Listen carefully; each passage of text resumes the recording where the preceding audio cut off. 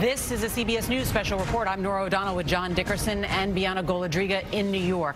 The last members of a soccer team trapped underground for more than 2 weeks have just been brought out of a cave in northern Thailand. We have the confirmation. They began this third and final mission this morning to rescue those missing boys and their coach. It began hours ago, and we are told now that all of them have been rescued. They have been brought to the surface. The boys who were rescued during the past 2 days are recovering in a nearby hospital. This rescue mission has been closely followed around the world. Anna Werner is near the scene in the town of Mae Sai in Chiang Rai province. Anna, good morning.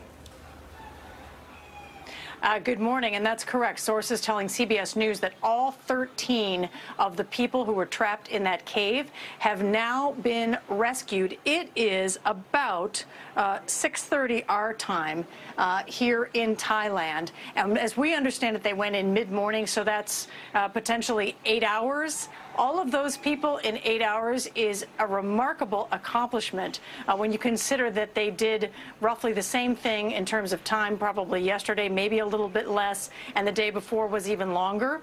So you're talking about a determined team of rescuers, determined to get this done and to get the remaining people out before rains come that are expected later this week. That is a 3-day rescue that I think is unprecedented. All 13, so 12 boys and their coach, all out of the cave. Oh, Anna, it's just incredible to hear this news, this final push, and they've had the most success on this final day. They said it was going to be a long day. They said they wanted to get everybody out, and they got that remaining 5 out today. Those boys, including their coach, that 25-year-old coach, who they said might be the last one out, who had been a former student at a Buddhist monastery, who I think was trying to keep the boys calm. Yeah, 90 divers from around the world, the best of the best, came to save these boys, and in such a short period of time. Another good sign was that weather seemed to be cooperating these past 2 days at least. And the stress, there's obviously the emotion of young boys, but then some of them couldn't swim. Then we've all been looking at the cave and that winding, precipitous, narrow gap, the choke points. To be able to make it through all of that in a coordinated way with people speaking different languages from around the world, it's an extraordinary coordinated event. There'll be more to learn about this story, just how they got these boys out, the condition of these boys, were they nervous in that narrow passageway. Also saw the community, that people came out, they were cooking chickens and food for all the rescuers, and that as they were pumping so much of that water out, it actually flooded many of the local rice fields. Poor farmers who said they've lost their entire crop this year.